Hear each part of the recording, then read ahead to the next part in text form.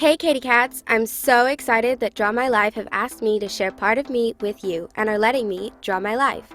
I'm wide awake and ready to roar, so let's go! This is how we do. Yeah, I'm an original California girl. I was born on October 25th, 1984 in Santa Barbara, California. My real name is actually Catherine Elizabeth Hudson.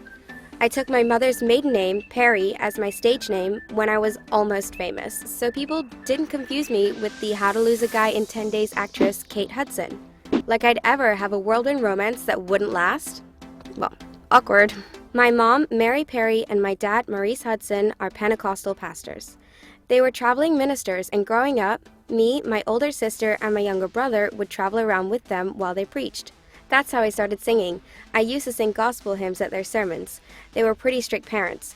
My conservative religious upbringing meant that I was only allowed to listen to gospel music. I had to sneak pop CDs into my house from friends at school. I couldn't watch MTV, and the only albums I could have were the soundtracks to Sister Act 1 and 2. For my 13th birthday, I got a guitar and started learning how to play. My teenage dream was to be a professional singer. By the time I was 15, I knew music was the career for me.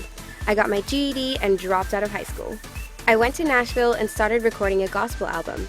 My debut album, titled Katy Hudson, was released in 2001. It sold a grand total of 200 copies. Before the record label went bankrupt. Whoops. Still, the album is now a collector's item amongst my fans. When I was 17, I made the move into pop and to LA to start recording and writing more modern songs. Before I made it big, I was a backing singer on Mick Jagger's 2004 record, Old Habits Die Hard.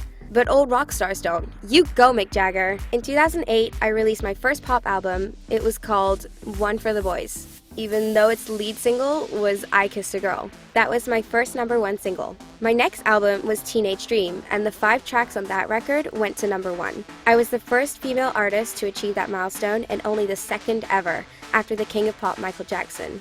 Shimon.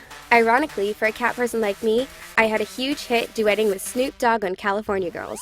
When it comes to my personal life, things get a little hot and cold. First, Jim